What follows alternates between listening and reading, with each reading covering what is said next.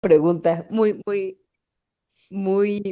interesante pregunta y debate. ¿A qué conclusión llegaron ustedes? No llegamos a nada porque todos estábamos, no, es que yo creo y nos estábamos ahí en estira y afloje, pero dije, creo que antes de empezar como el club de lectura, la sala, a abrirla y todo esto, dije, le voy a preguntar a Marina cuál es su recomendación para decir, bueno, la experta, que es Marina, dice que Bueno, no sé si yo soy la experta, creo que ustedes son más expertas que yo en el arte de la lectura. Bueno, antes que nada, Ale, quería agradecerles muchísimo por la invitación.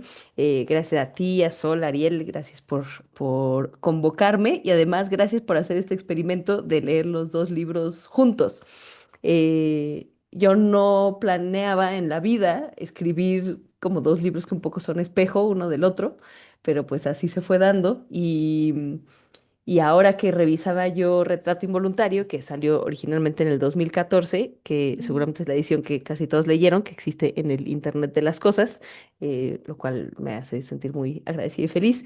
Y ahora salió una nueva edición en España corregida y aumentada, que es conseguible. Hay esta librería de Monterrey el que se libro llama Libro vacío. Vacío. Ajá, Sí. ellos la tienen y lo mandan a diferentes partes. Y esta edición es muy bonita porque trae fotitos y trae textos extras y así. Y bueno, espero que esta nueva versión corregida y aumentada sea conseguible en México próximamente. Pero cuando revisaba yo el manuscrito original de Retrato Involuntario para esta edición española que salió ahora a finales de año, un año después de que salió Archivo Agonía, sí me di cuenta de como mis propias obsesiones y me di cuenta de un fenómeno interesante que no había caído en cuenta, incluso aunque tengo mucha experiencia como editora, que es que se te olvida que escribiste. O sea, hay cosas que se te olvida que las escribiste. Entonces había momentos donde yo decía, no, o sea, es que me repito mucho. O sea, ya tengo que dejar ir a Nelly Campobello. O sea, ya aparece en mis tres libros. O sea, como la amamos, pero ya déjala ir. Entonces, es muy interesante al releer tus propios libros, que no es una cosa que usualmente uno haga. Y en mi caso ha ocurrido la coincidencia de que se reeditaron mis dos primeros libros, que salieron hace 10 años o más, casi al mismo tiempo que salió Archivo Agonía. Y eso me ha hecho releerlos. Y entonces, después de la salida de la novela, releí los libros de ensayo y me he dado cuenta de estas obsesiones que se repiten. Y me quedó muy claro que, de cierta manera, Archivo Agonía es como la versión novela de muchas de las preocupaciones que están en en Retrato Involuntario. Que es una cosa que he platicado con algunas amigas, pero que no necesariamente estaba yo pensando al momento de escribir Archivo Agonía porque hacía 10 años que no leía Retrato Involuntario. Entonces, más bien como que estas cosas se quedan en tu mente ahí soterradas y como que estás ahí, siento que practicando ciertas ideas y tratando de darle salida y en distintas formas, ¿no? En distintas configuraciones. Un poco, bueno, no sé, yo soy como muy creyente de que la originalidad un poco como que no existe, como que en realidad todos estamos jugando, construyendo el mismo Lego con las mismas piezas. Y cada quien va a construir el Lego de diferentes maneras, ¿no? Entonces, esa fue mi experiencia. No sabría decir cuál hay que leer primero. Quizás, quizás yo recomendaría leer primero la novela, porque creo que la novela, lo que a mí me dio mucha satisfacción fue que se logró un experimento que yo llamo como un poco como ser caballo de Troya, que es terminar leyendo un libro de ensayo, pero que crees que es una novela.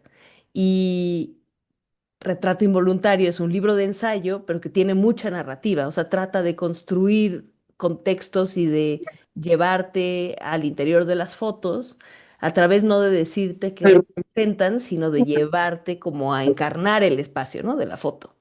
Entonces sí se complementan, pero creo que quizás yo diría que primero Archivo Agonía y luego Retrato Involuntario. Creo que es más Excelente. amable, creo que es una entrada más amable, porque Retrato Sí, Involuntario claro. también es un libro más duro. Sí, siento que ya es, llegamos a la conclusión de que Archivo Agonía y Retrato Involuntario, son libros de factos, ¿no? Eso Sí, también lo totalmente. comentábamos en la presentación en Monterrey. Este, pero siento que en Archivo Agonía tenemos un poquito más como un respiro entre todo lo que está pasando, ¿no? Y Retrato Involuntario, a pesar de que sí pone muchísimas cosas sobre la mesa, este, pues es más cruda la información, es más directa. Pero Sí. bueno, vamos a comenzar con el club de lectura. Ya veo que está la mayoría que comentó que iba a estar por acá conectados, conectades, conectadas por acá. Entonces me gustaría empezar leyendo un pequeño extracto de Marina. Ella es escritora, editora, traductora y antropóloga. Cuida textos propios y ajenos. Su trabajo reflexiona en torno a los gestos archivísticos, las técnicas y políticas de la representación, los efectos de la violencia y las diversas formas de resistencia colectiva que surgen ante sus efectos. Escribió los libros de ensayo Ausencia Compartida, 30 ensayos íntimos ante el vacío, que ahora está editado por UNAM, si mal no me equivoco. Así es, así es. El retrato y retrato involuntario. El acto fotográfico como forma de violencia, que es uno de los textos que vamos a estar comentando el día de hoy. En 2015, junto con Astrid López Méndez, César Tejada, Isabel Zapata y Jasmina Barrera, fundó Ediciones Antílope y actualmente es miembro del Sistema Nacional de Creadores de Arte en México y pues Archivo Agonía es su primera novela, que novelaza si me preguntan. Entonces, bueno, muchos ya saben, no todos, pero yo presenté a Marina en la Feria de Monterrey el año pasado y yo Bien. dije, tenemos que leer este libro en Javier Lectora porque yo ya había escuchado sobre el libro, pero cuando me hicieron la invitación aún no había tenido la oportunidad de leerlo, pero dije, ya me lo habían recomendado gente que confío ciegamente en sus recomendaciones, y entonces acepté y me llevé una enorme sorpresa con toda esta como, eh, digamos que obra de arte construida a pesar de muchos pedacitos que nos van contando una historia que se va formando entre ella. Yo te hice muchísimas preguntas que creo que mucha gente te va a preguntar aquí. Entonces, yo quiero hablarte de algo que no alcanzamos en la presentación.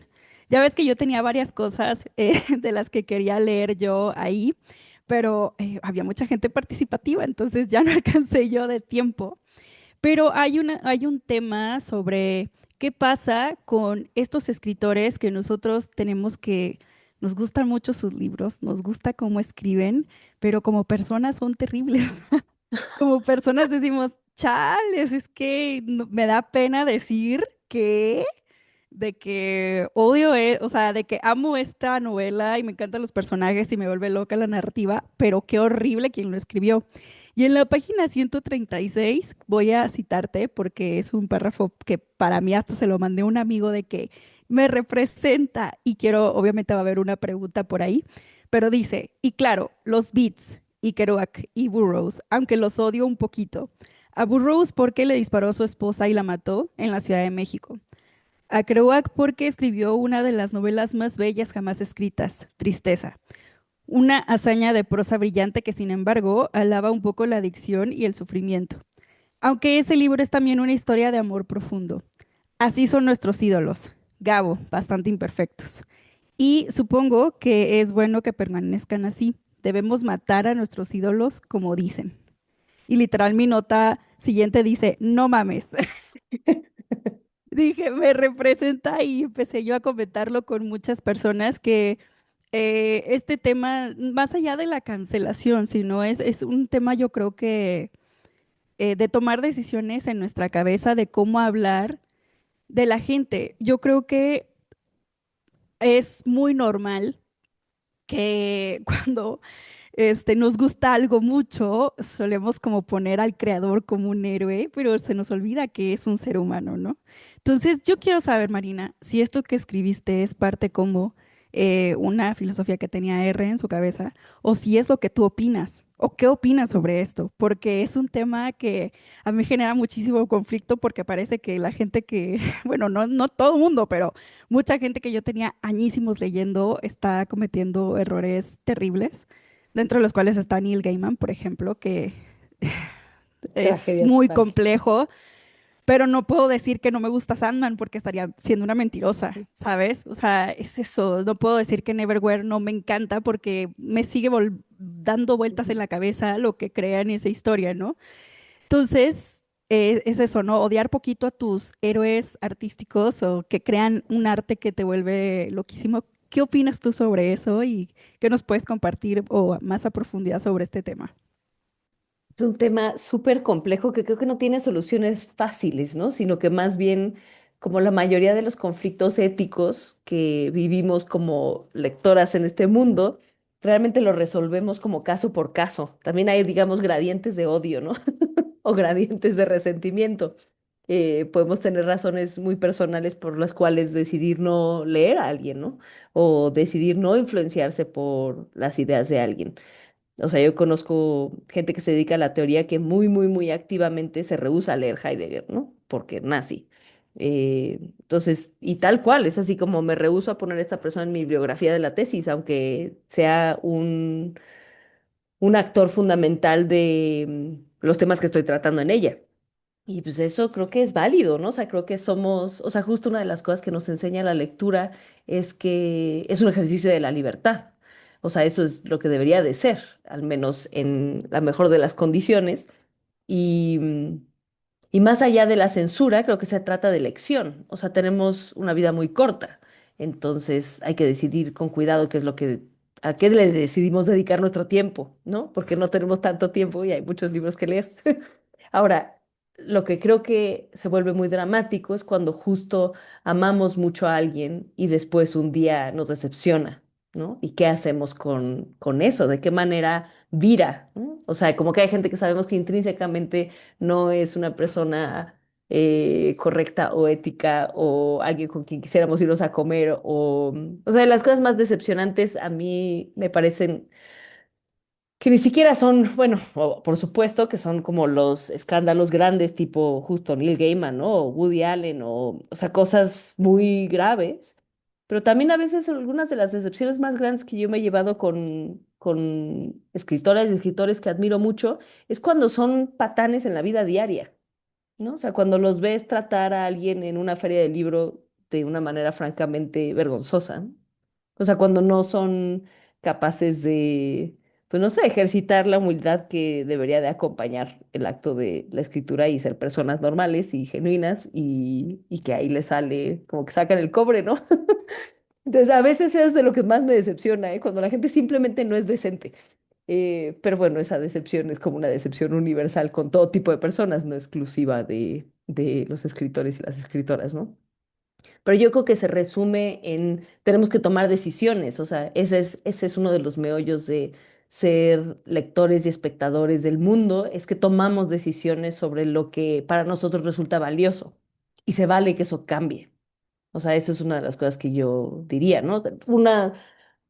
A mí me interesan mucho los dilemas que no tienen solución. O sea, incluso el dilema que está al centro de estos dos libros es un dilema sin solución. ¿Tomamos la foto o no tomamos la foto? ¿Es una vejación tomar la foto o es una extensión de la representación de la resistencia de alguien?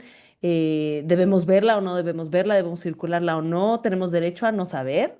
¿O tenemos la obligación de saber? Pero entonces, ¿qué pasa cuando nos volvemos voyeuristas con el sufrimiento de los otros? Entonces son dilemas sin solución y que no hay reglas universales para resolverlos, sino que tal cual, según el sapo la pedrada, ¿no? Y también según la persona que está tomando la decisión. O sea, cada uno de nosotros tendrá parámetros distintos según las vivencias que hayamos tenido.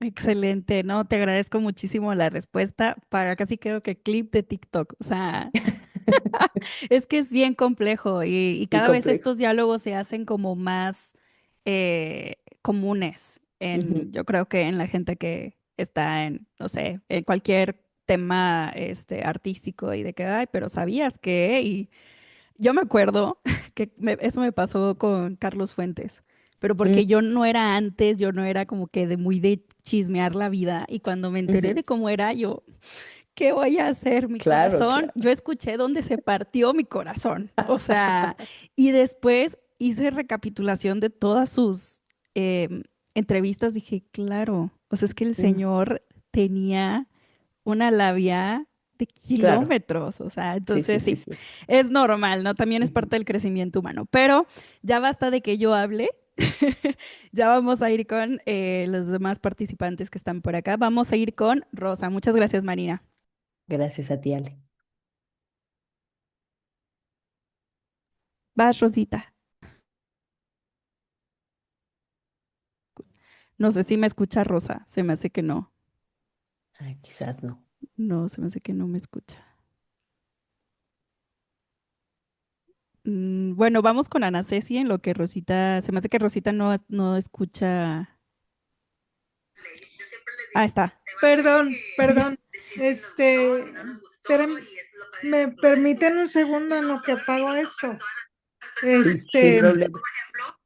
pues yo leí primero Archivo Agonía y me gustó. Se me hizo un libro triste, pero me gustó. El final me encantó. Mm, No me lo esperaba y me gustó muchísimo.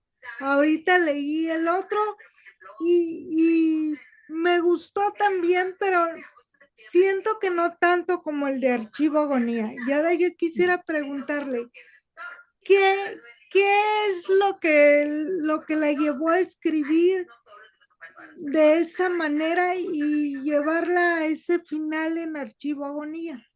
mm.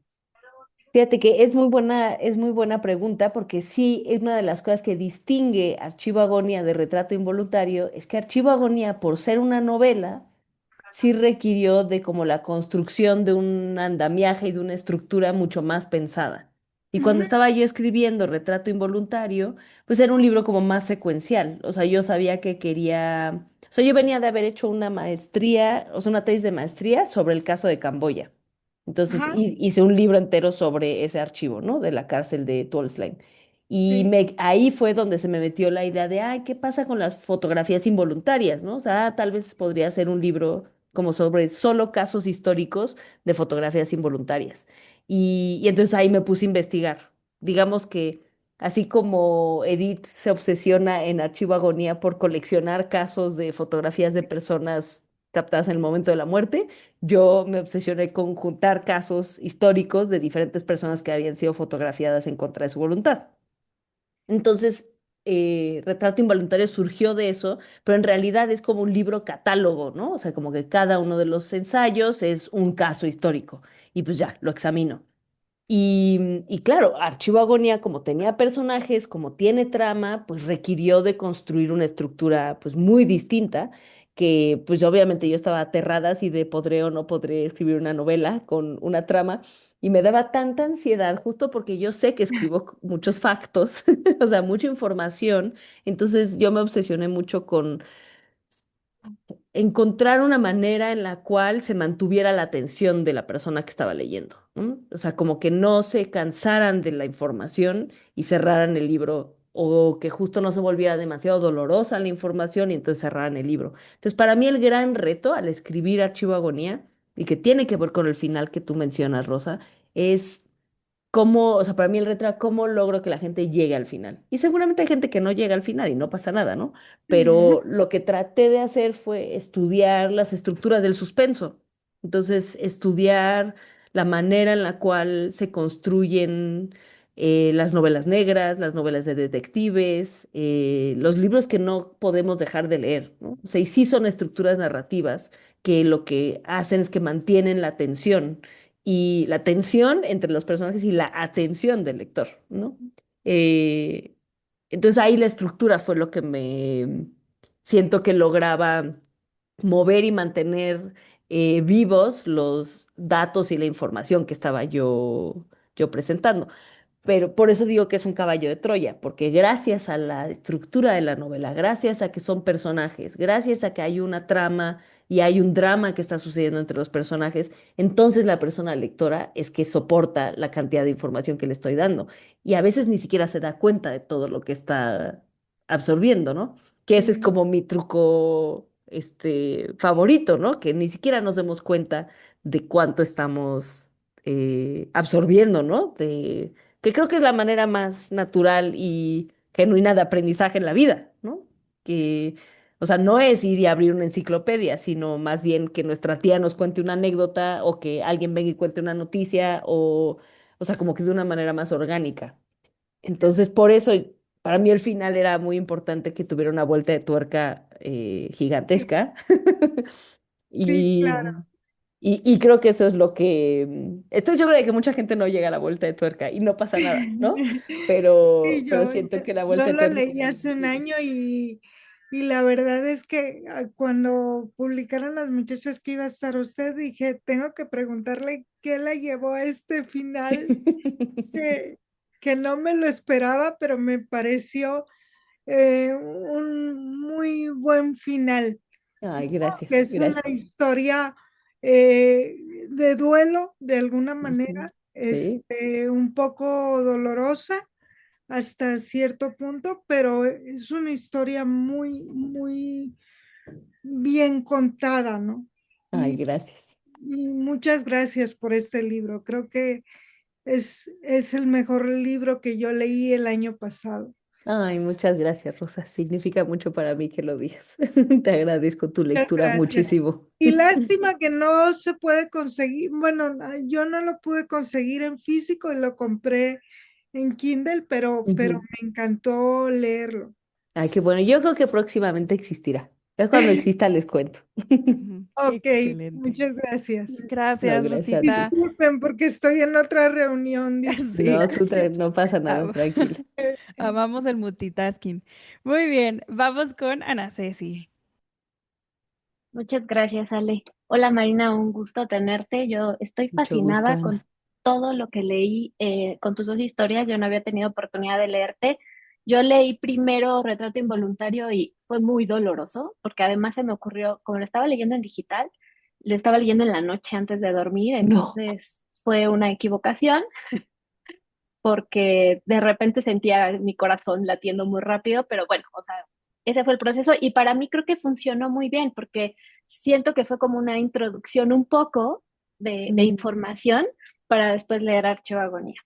Y bueno, de Archivo Agonía, mi parte favorita me gustó mucho, muchísimo, me parece, la pregunta que quiero hacer en realidad tiene que ver con cómo construiste Archivo Agonía, o sea, porque justo como lo dijiste hace ratito, está lleno de información, tiene muchas cosas, muchas, muchas cosas y me encantaría saber cómo lo armaste, qué pensaste primero, si primero fueron las fotos o lo que querías hablar de ellas y después la historia o primero la historia y luego cómo completarla con las fotos.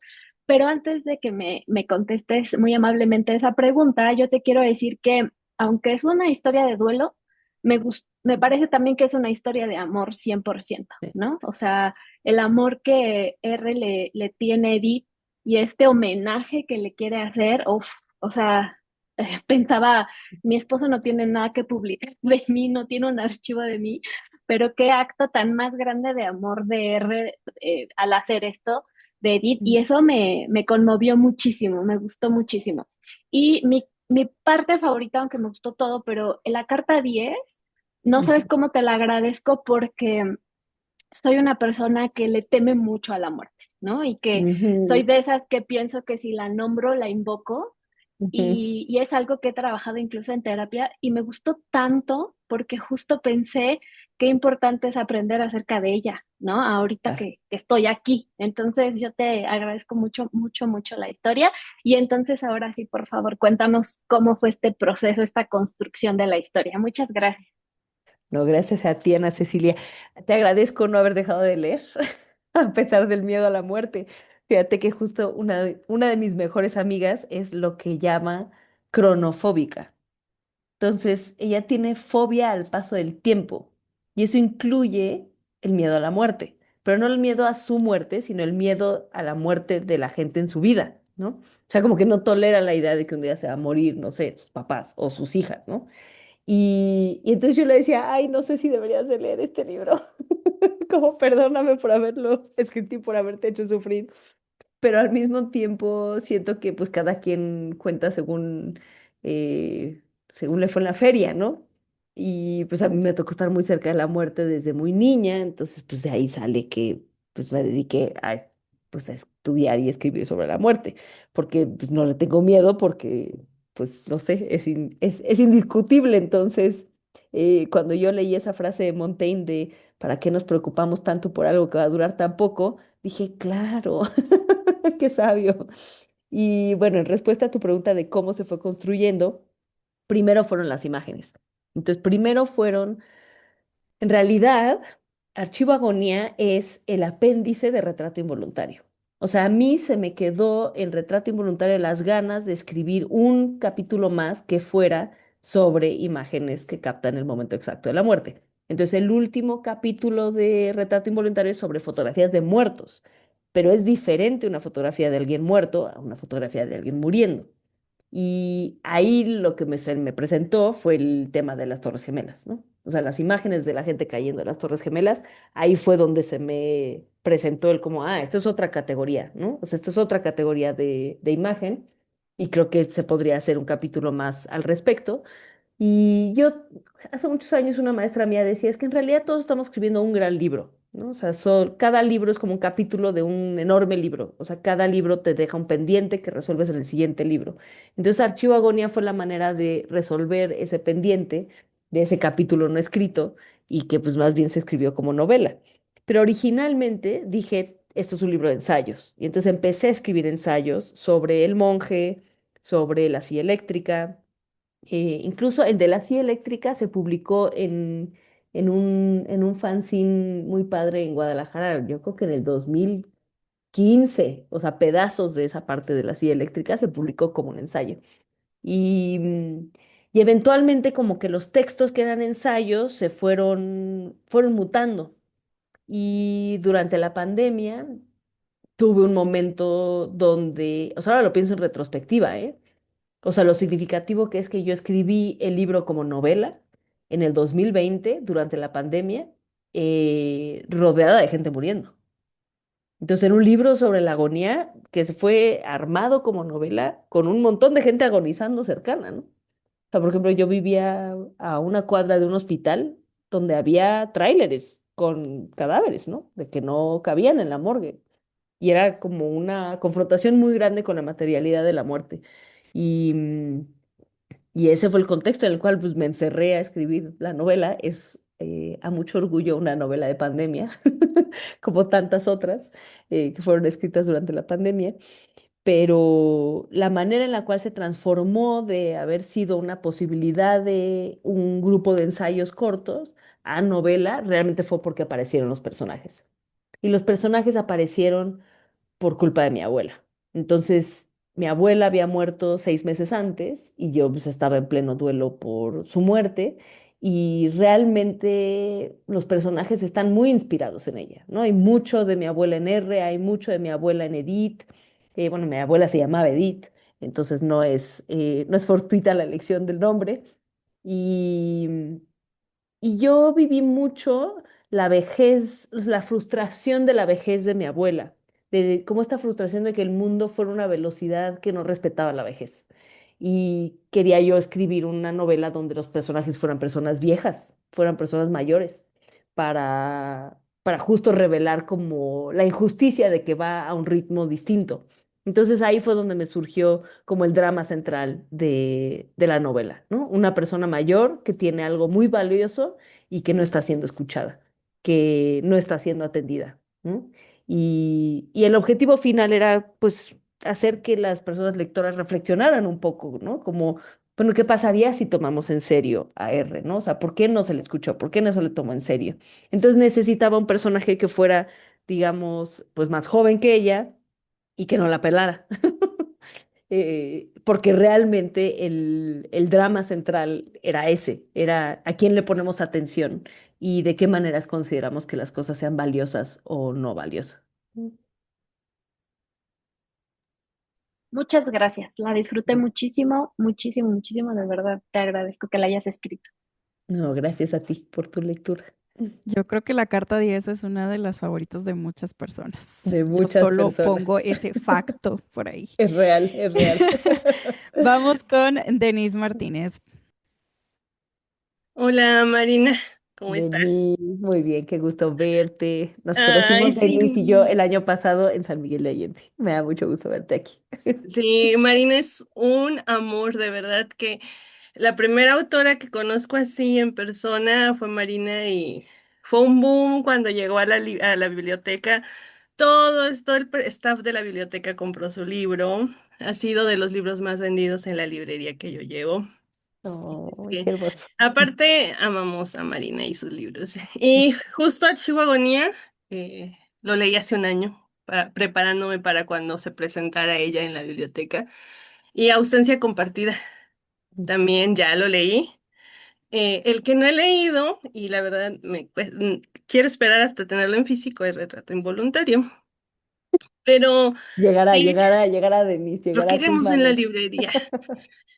La carta número 10 me hizo llorar y yo le decía a Marina, la leí en el parque, no llevaba papel de baño, pero llevaba mi ropa para la lavandería, así es que saqué mis calcetines y me limpié la nariz con mis calcetines porque no había de otra. Yo estaba llorando, llorando, llorando, llorando a mares y mis calcetines me hicieron el favor.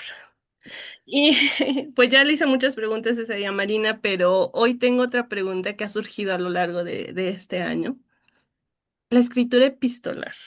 Mm, Nos hablaste en el taller un poquito sobre eso cuando estuviste acá en San Miguel, pero me está siendo muy complicada. Quiero hacerlo, pero ¿qué te funcionó a ti para escribir desde mm, habitar la muerte, habitar el amor, temas bien profundos, pero a manera de cartas?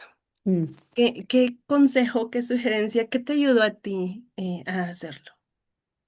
Bueno, la razón por la cual Archivo Agonía es una novela epistolar es porque necesitaba que estuviera escrita en segunda persona. Entonces, esto es una cosa que solamente platico en clubs de libros, porque la gente ya leyó el libro. Si alguien no ha terminado de leer el libro, este es el momento en el cual puede poner mute. Puede poner mute y yo voy a levantar mis manitas cuando diga ella, pueden quitar el mute. Entonces, si no lo han terminado de leer, pongan mute. Yo quería hacer el experimento de escribir una novela donde no se supiera el género de la persona que estaba narrando y solamente se revelara el género al final. Eso solo se puede hacer con segunda persona. No puedes hacerlo con primera persona, no puedes hacerlo con tercera persona. Solo se puede hacer con tú. Es la única circunstancia en la cual se neutraliza el género. Entonces, por eso, Archivo Agonía es una novela epistolar, porque yo necesitaba usar la segunda persona. Básicamente, esa es la razón, digamos, técnica, ¿no? Y en el proceso de escribirla, me informé más que de muchas novelas epistolares, porque mentiría si yo dijera, uy, me leí todas las novelas epistolares que encontré antes de decidir hacer mi novela epistolar. No, mentiría. Pero lo que sí fue una influencia enorme fue Drácula, que es una de mis novelas favoritas. Así soy muy, muy, muy fan. En muchos lugares hablo sobre Drácula. Hay por ahí hace como 2 años, vi un taller en el Centro Javier Villorrutia sobre Drácula, donde justo analizó todo Drácula y tal. Creo que está en YouTube. Pero Drácula, si no la han leído, es una novela extraordinaria que tiene una particularidad, que es una novela archivo. O sea, no hay un narrador omnisciente, sino lo que tú te encuentras es un dossier de documentos. Te encuentras el diario de Jonathan Harker, el diario de Mina Harker, unos telegramas, el diario del doctor Seward, un recorte de periódico. Y al principio de la novela dice, este es el conjunto de documentos que narran la historia extraña que pasó en Londres en no sé cuándo, ¿no? Y a mí me encantaba que la estructura de esa novela a ti te volvía partícipe, o sea, como lectora te hacía partícipe, te volvías la detective, ¿no? O sea, en lugar de que la detective estuviera en la historia, tú como lectora eres la detective, o sea, tú eres la historiadora que está encontrándose este archivo y que está teniendo que reconstruir. Y yo quería hacer eso, entonces sabía que quería hacer una novela archivo, novela dossier le llaman a veces y, y me gustaba mucho y me entusiasmaba la idea de darle esa agencia a la lectora, ¿no? O sea, que la persona que estaba leyendo realmente tuviera la agencia de ser la entidad que estaba reconstruyendo los hechos.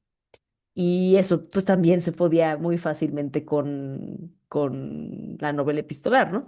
Después de que ya salió la novela, bueno, en las fechas cercanas aquí iba a salir, ahí ya me puse a leer un montón de correspondencia, a leer un montón de novelas epistolares, a ver otros ejemplos de cómo estaba hecha. Durante la escritura algunas fueron muy clave, por ejemplo, una de John Berger que se llama De A para X. Y de hecho hay muchos guiños en Archivo Agonía como de homenaje a esa novela. Por ejemplo, las cartas están en papel azul, porque en la novela de John Berger están en papel azul, ¿no? Entonces ese fue como un guiño.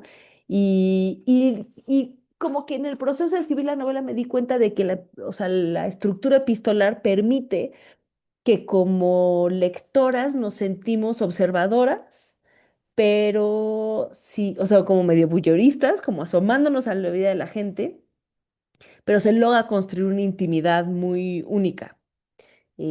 Como que te asomas a la vida de otros, pero de una manera donde siento que genera menos culpa.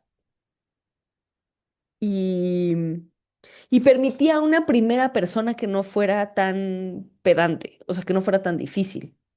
También me permitía que hubiera momentos donde R nos cayera mal. O sea, según yo, para que la novela funcione, ahí ya quien haya puesto mute puede desmutear.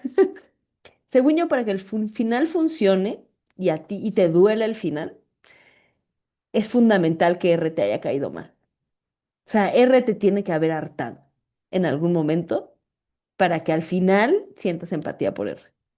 Si todo el tiempo R te cae bien, entonces al final no sientes empatía, como que se vuelve plano. Tienes que haber empatizado con Gabriel Fonseca. Así de ahí, señora, pero ya cállese, si se acaba de morir su mamá. O sea, como que necesitas ese momento de hartazo, según yo. O al menos en mi plan de la estructura de la novela, ¿no? Como de lo que le ocurre en su ser interior a los personajes. Ujú. Entonces, eso, Pues, Denis. muchas, muchas gracias. Y de verdad, Ausencia Compartida está precioso. Me ha encantado ambos. Gracias por tus libros. Y voy por el de Retrato Involuntario en Físico. Muy bien, Gracias, me encanta. Marina. No, gracias a ti, Denis. Gracias, Denise. Vamos con Heidi. Hola Marina, mucho gusto en conocerte. Ay, Mucho yo gusto, Heidi. no sé, a ver si me voy a poder explicar porque yo este libro me sorprendió mucho. Yo esperaba un libro tipo duelo, Mm, que lloras y reflexionas y no, para mí, como dijo Ana Ceci, para mí es un libro de amor. mm, Aunque sí ujú. nos cae gordo, por supuesto, a ratos, pero no me caía tan mal como dices tú, sino como que me daba lastimita y luego me daba Ándale, ajá. tristeza. O sea, no me caía mal, pero yo decía, es que pobre, es que se lo está pasando tan mal. Es que pobre, me daba lástima más que tristeza, ¿no? Pero a ver, a mí este libro, te digo, yo le entré pensando que era otra cosa. Entonces me sorprendió, entonces me tardé en agarrarle el modo, en entenderle, en disfrutarlo, entre comillas, disfrutarlo, ¿no? Este, porque te digo, yo esperaba algo muy diferente. Para mí fue más un libro de reflexionar, Mm, de reflexionar, por ejemplo, porque tú te haces, o sea, tú como Marina escritora te haces unas preguntas a través de tus personajes o directamente. Y yo me las contestaba y luego tú las contestabas. Por ejemplo, mm. hay una parte que dice, si la muerte debe entenderse como proceso o instante. Entonces yo lo subrayé y me pregunté, si es un instante, ¿por qué temerle? Y más Mm. adelante tú lo dices tal cual, ¿no? Qué padre. Yo misma, te digo, fue como más de reflexión porque yo me paraba a entender, a ver, ¿qué siento yo esto? Yo tengo 63 años casi y yo no le temo a la muerte.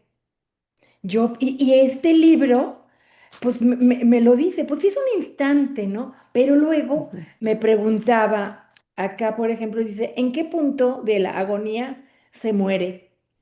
Edith se tardó 4 días, según él, en morirse. ujú. Entonces empezó a morirse y se murió 4 años después. ¿O es el instante como la señora esta francesa que decías que querían filmar el instante último de su mamá? Yo Ujú. decía, ay, esta mujer está loca, pero luego decía, bueno, porque eso le va a servir a ella para cuando ella se muera. O sea, te digo, yo me la pasaba pensando Mm. más en función de mí y de mi experiencia y de cómo yo veo que no veo que esté cerca la muerte porque tampoco estoy tan viejita, pero se va acercando. Es que Entonces, es indebatible. reflexiono cosas que a lo mejor las de 30 y de 40 ni se les ocurre porque Claro. la ven tan lejos, ¿no? Mm. Y yo no es que la vea tan lejos, pero se va acercando, ya no la tengo tan. Y eso, por un lado, me hizo mucho reflexionar. Y por el otro, hablando de las fotografías, yo cada vez que hablaban de esta, que, por ejemplo, me acuerdo de la foto de Time Life del monje budista que Ujú, hola, me acuerdo ujú. cuando Sí. de los que se tiraron en el World Trade Center, me Ujú, acuerdo, ¿no? Pero a mí son cosas que no me gustan ver.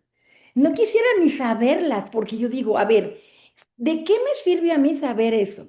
ujú, ¿Sirve a mí, Heidi, ver esas fotos que se me van a quedar en la mente por ujú, meses o por días o por años o por lo que sea?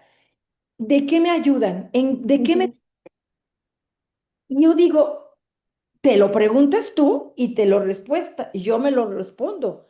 ¿Tenemos derecho a no mirar? Por supuesto que tenemos derecho a no mirar. ujú, ujú, Entonces te digo, para mí, no sé si me explico, fue un libro de reflexionar sobre la muerte, sobre si debemos de enterarnos de todo o no, de qué nos sirve más que para sufrir. ¿Y queremos ujú. sufrir? Pues no lo queremos. No, entonces te digo, o sea, yo lo estaba leyendo y me preguntaba cosas, ¿no? Y, y, y mi conclusión es de que, pues sí, pues llegará el día de la muerte para todos y ojalá que sea muy cortito y que no sea como el Ojalá. o del de la mamá o de... otra cosa que me hizo reflexionar, tú decías de alguien que está enfermo de diabetes. ¿Cuándo Mm, empieza a morir el que está enfermo de diabetes? ujú. ¿Cuándo empieza su agonía? No sé si se preste la palabra agonía, hasta el último respiro que dé. Ujú, Digo, yo me la pasé pensando y pensando y pensando, pero más en función de mí que de los personajes de Edith, de Gabo, de, ¿no? ujú.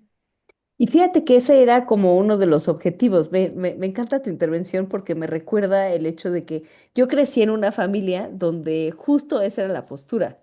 La postura de mi papá siempre dice como, ay, no, a mí no me gusta ir al cine a ver esas películas donde la gente sufre, ¿no? ¿Para qué quiero yo ir a ver gente sufrir? Yo quiero que me entretengan, ¿no? Y quiero ver historias inspiradoras y que me hagan sentirme bonito.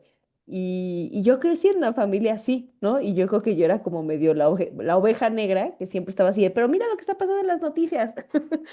Y Sí, creo que pero digo, aquí a lo que yo me refiero es a la obsesión de verlas, de cómo sí. se está dando, y que sí que pensaba, y que si no pensaba, o sea, a ver, ya se murió el pobre hombre. O sea, Ujú, o sea, no sé, a mí, individuo, ¿en qué me ayuda a saber esas cosas o verlas?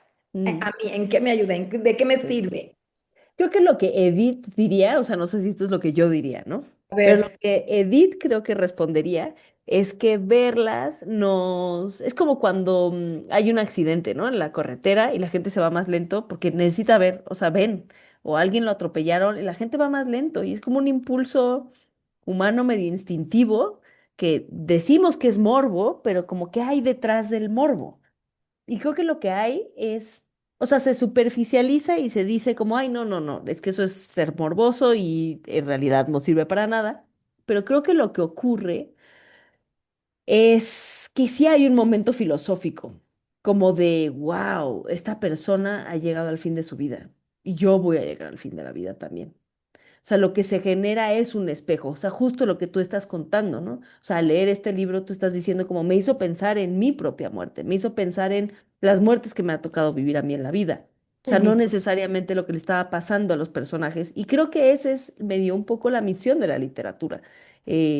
Por ejemplo, ahorita estoy leyendo un libro que, si no han leído, les recomiendo mucho, de María Negroni, que se llama El corazón del daño, y es sobre la relación con su madre y es un libro que me tiene como muy impactada porque me está haciendo reflexionar justo sobre los distintos tipos de maternidades de los cuales yo he sido testigo, ¿no? O sea, como qué tipo de maternidad ejercía mi abuela y mi tía y mi mamá y, o sea, como que se vuelven libros y pues quizás es una de las misiones de la literatura, más allá de solo contar historias, generarnos esas preguntas como en espejo, ¿no? De llevarnos a reflexionar sobre nuestra propia condición. Y justo que el libro se vuelva, sí, como un espejo que se levanta ante nosotros y ante el cual reaccionamos. Y a veces reaccionamos en dirección contraria a lo que le está ocurriendo a los personajes, ¿no? Por ejemplo, a mí me pasa con el libro de María Negrón y digo como, ay, me es tan ajena la relación que tiene ella con su madre, porque es una relación como muy, pues muy violenta y como muy tóxica y no es algo que yo haya vivido. Entonces o sea, reacciono ante ella desde el no compartir esa experiencia, pero su experiencia me informa algo sobre la mía y me deja huella, ¿no? O sea, no puedo decir que no me guste el libro porque me tiene súper, súper clavada y me está llevando a pensar un montón de cosas, aunque me haga sufrir un poquito. Y creo que esa es una cosa que yo siempre me ha interesado, llevar a las lectoras a un espacio de incomodidad. O sea, para mí es un triunfo como sacar un poquito de la norma y de lo que ya estamos acostumbrados y orillarnos un poquito hacia la incomodidad, ¿no? Creo que eso fue una experiencia muy formativa para mí como lectora de niña. Me acuerdo mucho de un libro que leí, yo creo que yo debo haber tenido quizás 11 o 12 años, y uno de los libros que más me impresionó leer, bueno, dos, bueno, el diario de Ana Frank, que creo que sí fue como un libro que a mí me marcó de por vida y que determinó que a mí me interesara estudiar pues casos históricos de violencia y de violencia masiva y de genocidios y tal, que es a lo que me dedico. Pero hubo otro libro que se llama, es un libro, era un así librito beceleroso que se llama La Estepa Infinita, que escribió una mujer rusa contando su infancia en los gulags de la Unión Soviética. Entonces a su familia la exiliaron al gulag y ella escribió como su vida diaria pues en un campo de detención, ¿no? Así como en 20 años va a haber niños que, bueno, pero adultos que cuenten sus experiencias de niños en campos de detención en Estados Unidos, ¿no? Y a mí ese libro me impresionó mucho. Me impactó mucho como por la fortaleza y la resiliencia de la niña, ¿no? O sea, como de cómo hacerle frente ante, pues sí, la violencia y la muerte y la opresión. Y es un libro que, sí, o sea, yo no podía empatizar, o sea, yo no podía imaginarme lo que estaba viviendo esta niña, pero sí me marcó para tener como una atención a ciertos temas, ¿no? Y creo que para mí fue un libro espejo que me hizo entender como, ah, bueno, yo no estoy viviendo esto o no estoy de acuerdo con incluso algunas de las cosas de él, pero me hizo pensar en mí misma desde nuevos ángulos, ¿no? Bueno, a mí sí me gusta sufrir con los libros, ¿eh? No, Me sí encanta. me gusta. Lo que no me gusta es ver. Yo te puedo leer un Ah, sí, claro. terror, pero no Ujú. me pongas a ver una película de terror porque Ya, claro, claro, claro, yo soy claro, de las claro. que si pasamos por el Sí, accidente, no volteo. sí, No sí, sí, volteo sí, porque se sí, me queda la imagen sí, y no puedo con ella. Pero puedo sí, leer terror en un libro y puedo claro, con un libro. claro. ¿Sí me explico? Claro, bueno, entonces en ese caso Debo debes haber volver. sufrido porque sí había imágenes, aunque son imágenes que, bueno, ahora les cuento que justo va a salir el audiolibro de la novela y va a salir esta semana en esta aplicación que se llama Everand y pues fue un reto. ¿Cómo llevas ¿Y las las fotos cómo imágenes le van a a hacer? audiolibro? Y Pues los hubo, pues sí, pues fue un reto, pero estuvo padrísimo el reto porque entonces hubo que escribir textos nuevos que describieran las imágenes y es Claro. otra voz. Entonces invitamos a una radialista y escritora muy increíble que se llama Elvira Liceaga, no sé si la Ah, conozcan. claro. Ella escribió una novela increíble que se llama Las Vigilantes. A mí me fascinan Las Vigilantes. Y Elvis tiene una voz muy como mística. Bueno, a mí me encanta su voz. Y entonces yo le pedí a Elvis, pues por favor, sé la voz de los canarios. Y entonces Elvis es la voz de los Ella, canarios. Dios.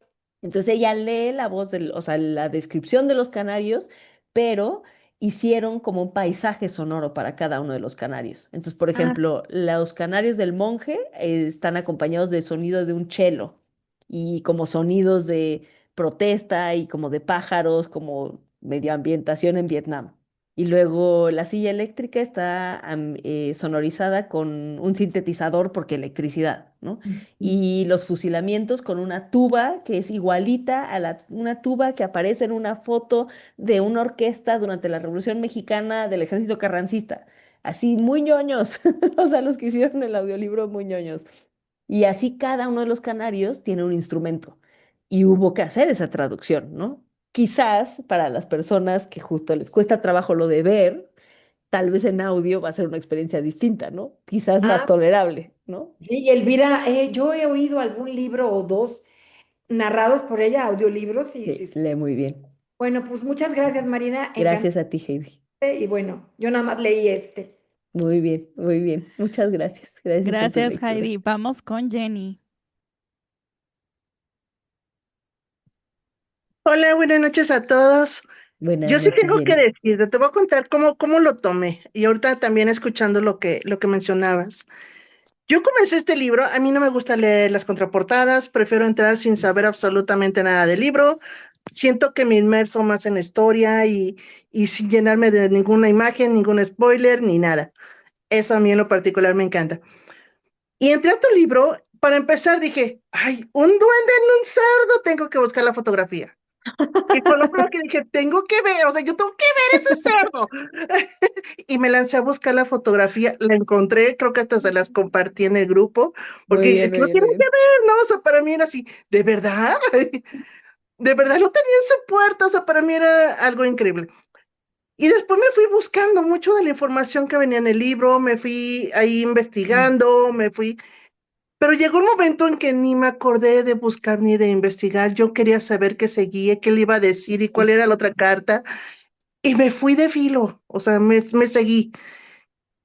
Ahorita que mencionabas el que ver, ahora sí que filosofar con nuestra propia muerte, yo me quedé pensando en un hecho que también viví aquí con mi esposo. Dije, también podríamos filosofar, ¿no? Que eso fue también parte de lo que yo sentí. El que vamos a hacer ahora con la muerte de la persona.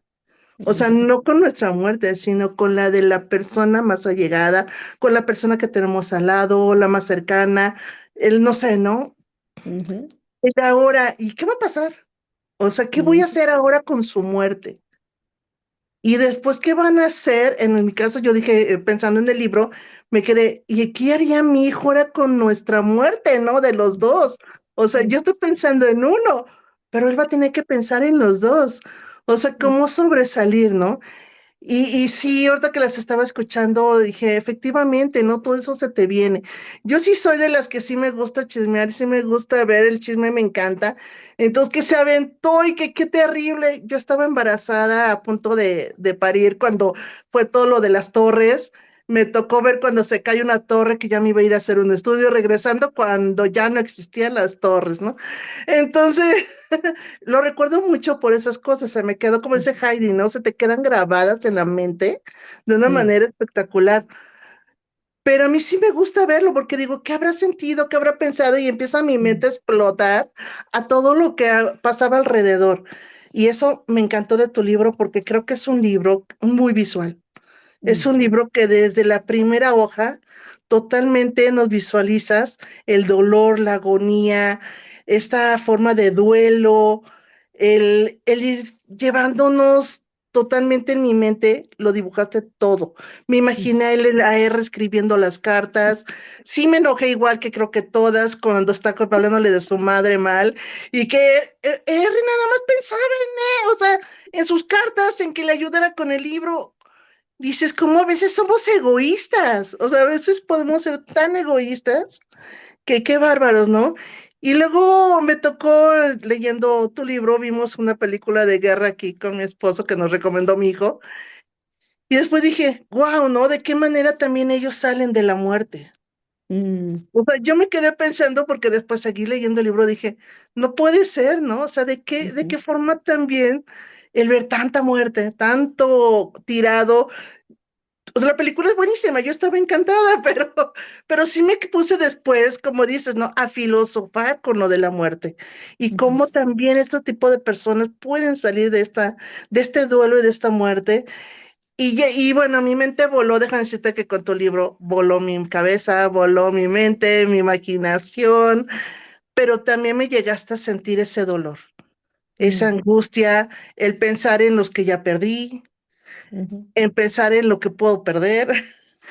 Y dices, wow, no, esa es la maravilla, creo que de la literatura y de los libros, el cómo nos pueden llegar a hacer sentir, cómo nos mm, pueden llevar a estas partes, cómo nos pueden llevar a un viaje realmente psicológico, filosófico, claro. tremendo. Y esto creo que es lo que lograste tú, Marina.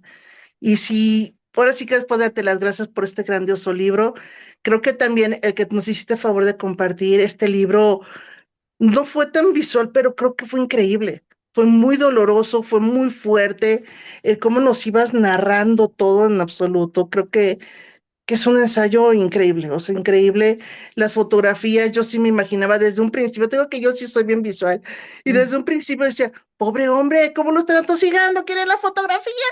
Y desde ahí me fui, ¿no? O sea, con mi angustia todo el libro hasta el final.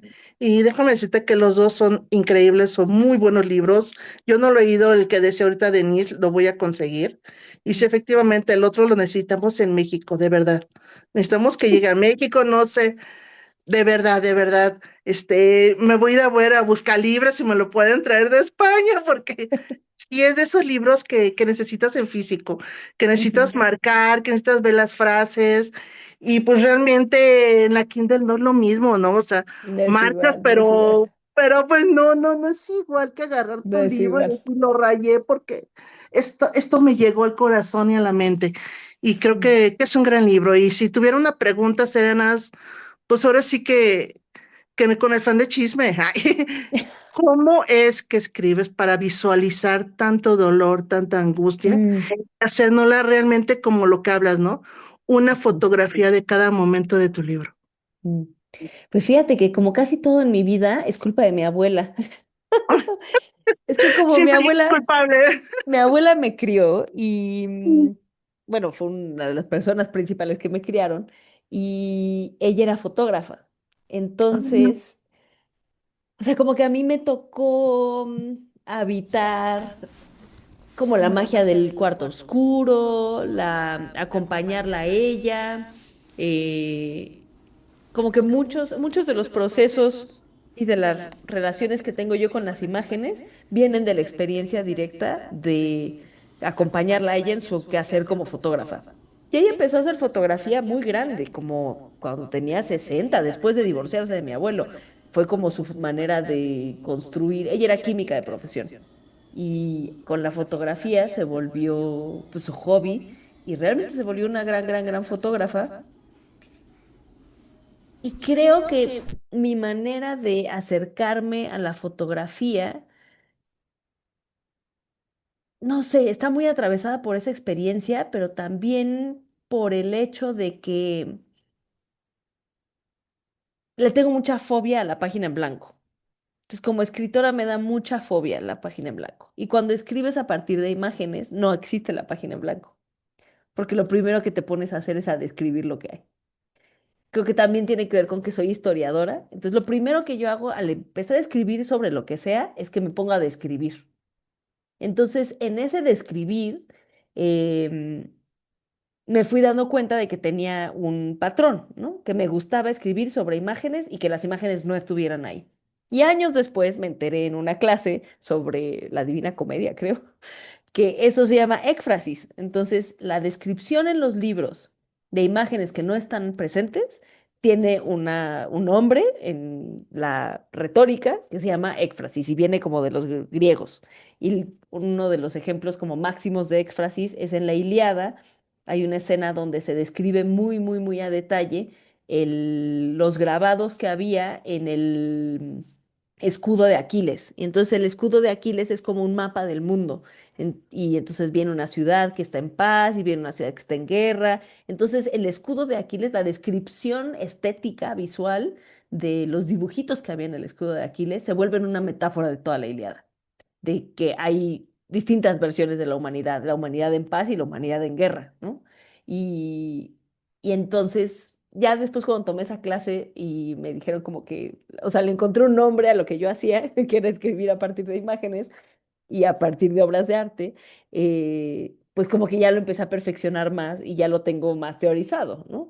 Y lo que a mí me gusta de escribir a partir de fotografías es que no estoy que me gusta meter al lector a la escena. O sea, como que lo que yo quiero es que habitemos la escena. O sea, que no veamos al monje, sino que seamos el monje. Y eso se logra con el poder de la literatura, eso se puede con el lenguaje. O sea, podemos realmente insertarnos en una circunstancia. Y eso a mí me parece como pues, una de las cosas más potentes de la literatura, que nos podemos meter en las mentes de otras personas y que podemos inventar las mentes de otras personas. O sea, para mí, escribir Archivo Agonía fue, yo creo que el proceso más liberador como escritora fue así de, wow, la ficción puedo inventar, ¿no? O sea, yo venía de ser como una historiadora muy bien portada y escribir ensayo fáctico y que estuviera verificado históricamente, pero la sensación de inventar personajes con deseos y aspiraciones y neurosis, para mí fue increíble. Entonces ya, yo ya no puedo volver de la ficción. O sea, aunque vaya a escribir otros libros de ensayo, o sea, ahorita estoy escribiendo un libro de ensayos, pero creo que va a tener que haber la versión novela también de ese libro de ensayo. Pero además estoy dándome cuenta de que me encantó ese experimento, ¿eh? Como de, ok, ¿cómo es el lado ensayo de un libro que también puede ser novela? O sea, ¿de qué manera escribir ficción del mismo tema nos permite unas cosas distintas que escribir no ficción, ¿no? Sí, ¿no? Como que nos llevaste de un sentimiento a otro, Mm, muy distinto de un libro a otro. claro, sí, Sí, porque sí, es sí lo se construyen maravilloso. diferentes. Sí, Ajá, es lo sí. maravilloso la literatura, realmente que con una sola idea puedes llevarnos Ajá, a mil ideas, a mil sí, lugares, sí, viajar, conocer, aprender. exacto. Y realmente yo dejo de decirte que al principio yo sí pensé que eras fotógrafa, pintora o algo así. Me fui a buscarte y dije, no, o sea, me equivoqué. Frustrada, frustrada, es que soy una artista plástica frustrada. Y entonces me di cuenta, claro, todas las cosas, o sea, yo también soy una arqueóloga frustrada. Yo era pésima para química, yo no podía estudiar arqueología, pero entonces puedo inventar personajes que estudiaron arqueología. Entonces, No, a eres mí, increíble, increíble. Muchas gracias, Marina, porque no, me gracias quedo a con ti, tus Jenny. libros en el corazón. Muchas gracias a ti por tu lectura. Gracias, Jenny. Gracias. Marina, ya tenemos una hora. No sé si tengas más tiempito para las dos manitas que están levantadas. No Sí, sé cómo estás de sí, sí, tiempo. sí, sí, Ok, unos le 20 voy a dar minutos, sí. primero la palabra a Cristian porque Cristian no Ujú, ha participado. Entonces vamos con Cristian y cerramos luego con Rosita. perfecto. Cristian, adelante, aunque creo que está friseado. Es posible que ya se haya ido. Sí, está. Pues ni Bueno, modo, esta es la señal para Rosita. la señal para Bueno, Rosita, dale, rápido, Rosita. rápido, en lo que se activa Cristian. En la portada, que cuando yo la vi dije, son dos gemelos, y una amiga con la que estaba yo leyendo me decía, no, son frijoles. Le digo, no, frijoles. Me encanta. Háblenme de la portada, porque yo así como que dije, encontramos algo así que son como figuras de arqueología. Ajá, así es, Sí, justo. Son eh, piezas arqueológicas, justo. sí, Ajá, ¿tuvo usted algo que ver en la portada? ¿Por qué sí. escogieron esa portada? Sí, entonces la portada es un guiño al hecho de que R es estudiar arqueología, ¿no? Ajá. Y las dos figuras son representaciones de, bueno, son dibujos que hizo una artista mexicana que se llama Mariana Castillo de Val, que es muy increíble artista, y ella hizo estos dibujos a partir de una estatua que está en Suiza, en un museo, que es una representación del dios Xipetotec. Ujú, Entonces, la cosa con el dios Xipetotec es que es el dios de el resurgimiento, de la primavera, de la transición de las estaciones, pero tenía una ritualidad muy cercana a la muerte, donde tomaban una persona sacrificada y la desollaban, y el sacerdote se ponía la piel de la otra persona. Y esto tiene que ver directamente con el maíz, porque el maíz es una planta que para poder proveer semilla debe morirse la planta. Entonces, para mí, Xipetote, que es como la encarnación perfecta de la dependencia mutua que hay entre la vida y la muerte. o sea, que no son oposiciones, sino que son complementarias.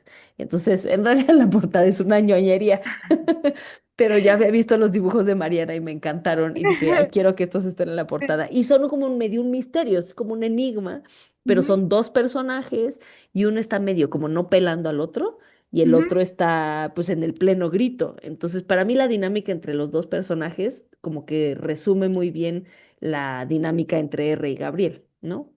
Ok, ok, ya le doy el paso a Cristian y ahora sí. Ya. Muchas gracias, Rosita. Gracias, Rosita. Excelente pregunta. Amé esa pregunta también en la feria de Monterrey, pero vamos con Cristian a ver si ya pudiste. Igual, Cristian, no prendas tu cámara, solo abre tu micro para ver si tienes mejor internet.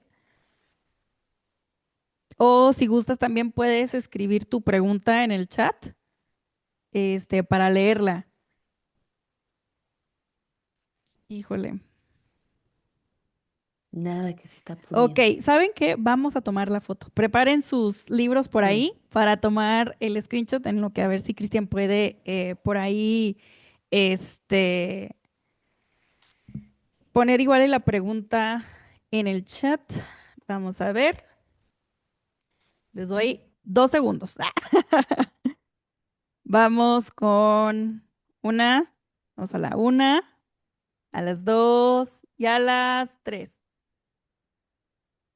Les voy a tomar otra bien rapidísimo. Vamos a ver. Vamos. 1, 2, 3. Excelente. Yo les pongo a las que levantaban así, les pongo el librito luego. Bueno, como Cristian creo que no pudo, me gustaría cerrar la sesión con mi parte favorita de la carta 10, que esto también lo quería hacer en la feria, pero no alcancé, entonces me voy a cumplir mi sueño de leer esta parte del libro de Marina con más personas. Y está en la página 174. Dice, después de toda despedida queda una sombra. La idea de vacío no logra describir lo que se vive. La muerte se siente tan absurda que hay días en que uno se le olvida qué ocurrió. Luego uno se da cuenta de que falta algo crucial y que se ha agregado algo insoportable a la química del presente. No se puede eliminar un factor clave y esperar que el resto de la ecuación se mantenga intocada. Se parece el hecho de que ignoramos nuestros órganos internos hasta que nos duele el estómago. Solo falta un diagnóstico nefasto para trastocarlo todo. Cuando nos tuvimos que enfrentar de forma bastante inesperada, Edith y yo, a la certeza de que su muerte se cernía sobre nosotros, ella me miró fijamente a los ojos y me dijo con absoluta calma, te voy a extrañar tanto. Ahí fue que me di cuenta de que los muertos también nos echan de menos a los vivos, que ellos nos pierden tanto como nosotros les perdemos. Las muertes íntimas, las de familia, de sangre o elegidas, implican la disolución de un elemento clave de nuestra colectividad. Perdemos un pedacito de pandilla. Y qué gran, qué gran libro, qué gran carta, qué gran reflexión. Pensar que los que pensamos que no nos van a extrañar lo harán aún más que Ujú. tal vez nosotros a ellos. Entonces, Marina, de parte de Jauría Lectora, de Sol, Ariel y yo, te agradecemos enormemente tu tiempo, tus textos, tus libros, que hayas estado acá compartiendo con todos nosotros. Y esperamos luego leer también Ausencia Compartida, que ya se puede conseguir a través de los libros del UNAM. Y pues muchísimas gracias a todos los que participaron, para los que están viendo la grabación en YouTube, muchas gracias también por participar. Y Marina, muchísimas gracias nuevamente. No, gracias a ti, Ale, gracias a todas ustedes por su lectura, sus preguntas y sus reflexiones. Les agradezco un montón. Te agradecemos a ti. Y pues buenas noches a todos. Nos vemos en las lecturas de febrero. Gracias, Marina. Hasta luego. Adiós. Bye.